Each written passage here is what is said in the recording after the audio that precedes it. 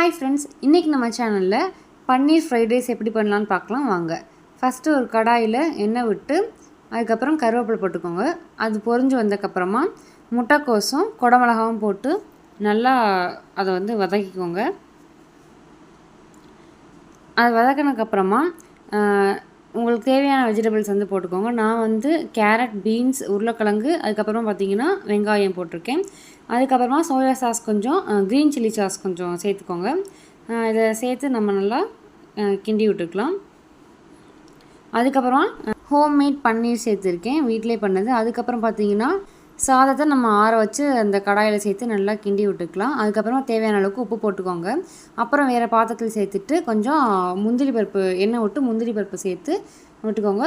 செம்ம டேஸ்ட்டாக இருக்கும். இன்றைக்கி சண்டே ஸ்பெஷல் பன்னீர் ஃப்ரைட் ரைஸ் உண்மையிலே ரொம்ப டேஸ்ட்டாக இருந்துச்சு. டேஸ்டிங் பண்ணி பார்த்தேன், வேறு லெவலில் இருந்துச்சு. மறக்காமல் சப்ஸ்கிரைப் பண்ணிக்கோங்க. தேங்க்யூ ஃபார் வாட்சிங்.